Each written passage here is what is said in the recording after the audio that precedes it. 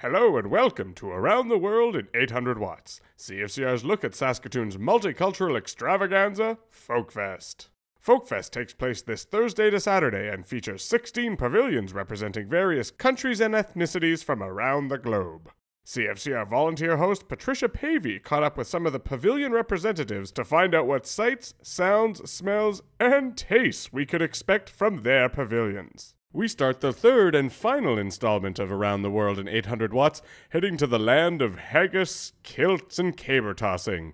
It's Rochelle and the Scottish Pavilion.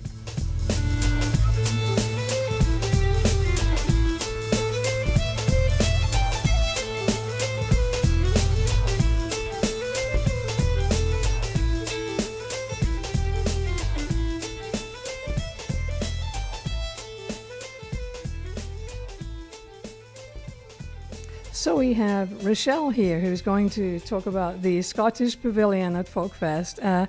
Welcome, Rochelle. Hi. And what would you like to tell us about the pavilion? First of all, where is it? We're located at Hall A at the Prairie Land. And what can people expect to find at the Scottish Pavilion? Well, so we'll start with the food. Our kitchen is full of Scottish traditional foods such as haggis, neeps, and taties. Shepherd's pie. For dessert, you can get ginger cake with a toffee sauce as well as shortbread, and our famous Scottish toffee will be back this year. And there'll be something to drink as well, no doubt. Yes, our bar has 3 import beers this year, as well as 7 scotches, and our famous Dirty Wallace shooter. Okay. And entertainment, what can people expect to find? Scottish Pavilion has non-stop entertainment. We have Celtic band favorites such as Back of the Bus and Circling Over Shannon is back. The Saskatoon Highland Dancers, the Glenlily Highland Dancers. 3 pipe bands that ends with mass bands every night and a lone piper on the castle wall. And on Saturday, there's the Scottish Dogs Breed Show. The Scottish Dogs Breed Show. Oh, that'll be something different. Yeah. Or have you done that before? We've been doing it for the last couple of years, and it's great. It's a great hit with the kids. Okay.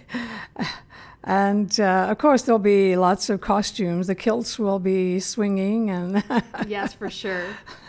And there'll be displays people can look at, maps, and our theme this year is the Royal Connection, so you can come and learn about the Scottish royal families back in the day. And find out if you're related, maybe. Maybe.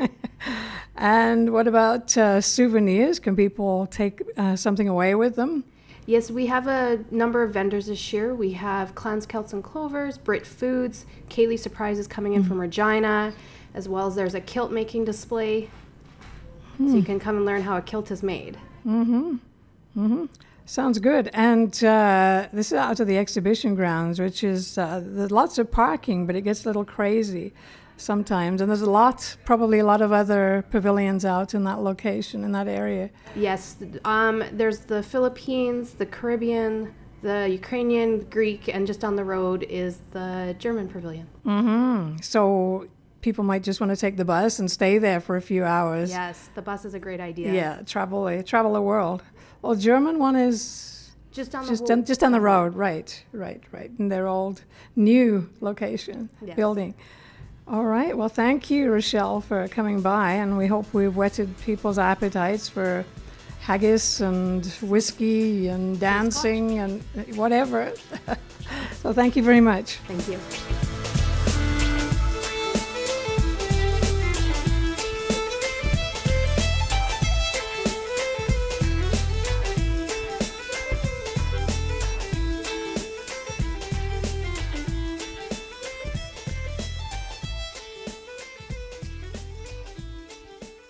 For our final stop on Around the World in 800 Watts, Patricia goes to the Southeast Asian country of Laos to talk to Curtis Vongkam Chan about the Laotian Pavilion.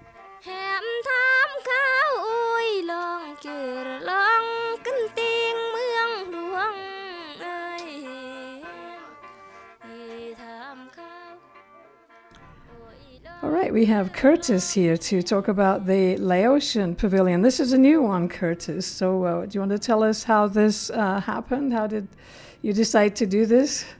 Well, we have a Laotian Pavilion for the Regina Mosaic, which is pretty much the Regina's Folkfest. And I have family members that are a part of that. And I saw how the community comes together and works with each other. And I volunteered and saw how much fun it was. And I thought this would be a good thing for Saskatoon to have for our community.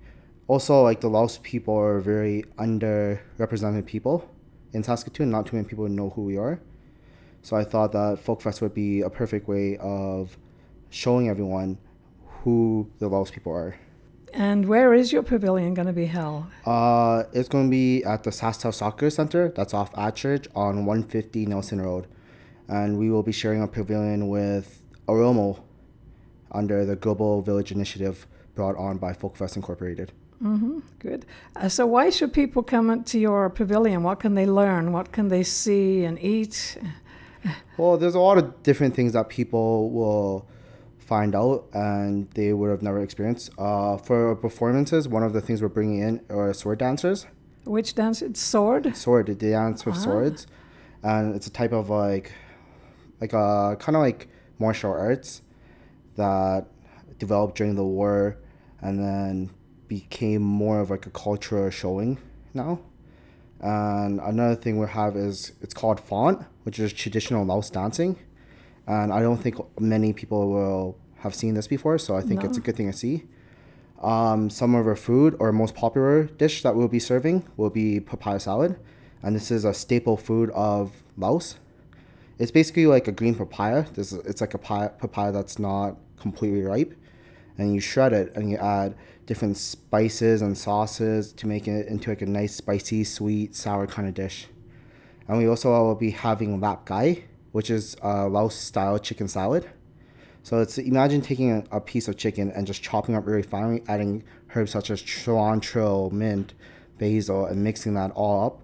And so you eat it with either sticky rice. Sticky rice is just like a rice that you eat with your hand, or eating it with a piece of lettuce. Mm-hmm. I am imagining, and my mouth's watering. So what else? You talked about the dancing. Do you have live music? Will you have live musicians there, or will it be recorded? Unfortunately, no. It will most likely be recorded just due to expenses. Yeah. We don't really have the money. Where are the dancers coming from? Are they local? The font is an all-girls group. We have two groups. We have like a teenager group and like a younger generation group, and they're all local girls from Saskatoon that decide to take it up. Good. And they're sword dancers, are all from Regina, and they're just a couple of boys who decided to learn how to do it for the Regina Mosaic. Wow. This isn't like the Scottish sword dancing where they jump over the swords that are on the ground. They're using... hold them? They hold them and they're using the swords to like pretty much almost fight each other in a really theatrical kind of way. Yeah. When you said sort of like martial arts kind of, I thought, well, this can't be like the Scottish where they just, dance over them on the ground. It's kind of comparable to like the Chinese people's wushu. Wushu is like a theatrical like kung fu, and that's kind of comparable to what it is. Mm-hmm. And you'll have displays, no doubt? Yes, we're definitely going to have displays. We're going to keep that on a lowdown right now, keep it a surprise, but we have some displays coming. Mm-hmm. And will people be able to buy things, souvenirs to take home? Yeah, we'll definitely with them? have merchandise. Yeah. I think we'll have Beer Lao shirts. Beer Lao is the Laos government owns a beer brewing company. And the national beer is known as Beer Lao. And we will also be serving this beer, but we will also be serving merchandise represented by like Beer Lao shirts and stuff. I see. Okay. Yeah. And so we know why people should come and what they can get what they can experience when they get there, and where you are. And it's kind of way out there. It's probably you can take the bus, but maybe because it's sort of a little far out, the parking I think is probably pretty good out there. There's a lot of parking by the soccer center, but there's also like some residential areas that you can probably park in and walk to, because it's very close to a lot of places. Like what? Like there's houses around in the area. It's like a residential area around there. There's also like a huge parking lot that's like maybe a block away, which is like, it's like a strip mall. It's like a Boston Pizzas and stuff in there. Yeah. Oh, okay. And then it's also connected to Centennial Collegiate. So there's that parking too that's available. And the hours, they're sort of the same as most, 5 o'clock, Thursday, Friday, and then Saturday afternoon till, do you know when you open till? Folkfest, all pavilions should be open till 12 o'clock. 12 o'clock. They open 5 to 12 on Thursday and Friday, and on Saturday from 3 to 12.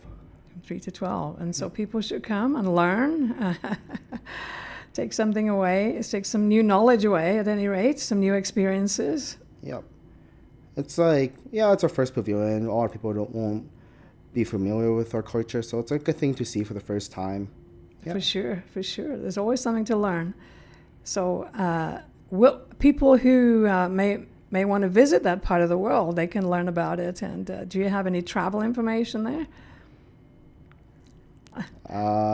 Maybe some brochures. Maybe, possibly. Anyway, they can come and whet their appetite for traveling to your part of the world and get a taste of the food and the culture and at least learn something. Yeah. Yeah. That's what Folkfest is all about, though, right? Of course. It's about going around and seeing many different cultures. Of course. Especially in Saskatoon, where we have a high Caucasian population. It's nice to go out and see many different cultures and what many other ethnic groups that we have in Saskatoon. Okay, well, thank you, Curtis, for coming along, and we hope people will come to your pavilion and enjoy and learn.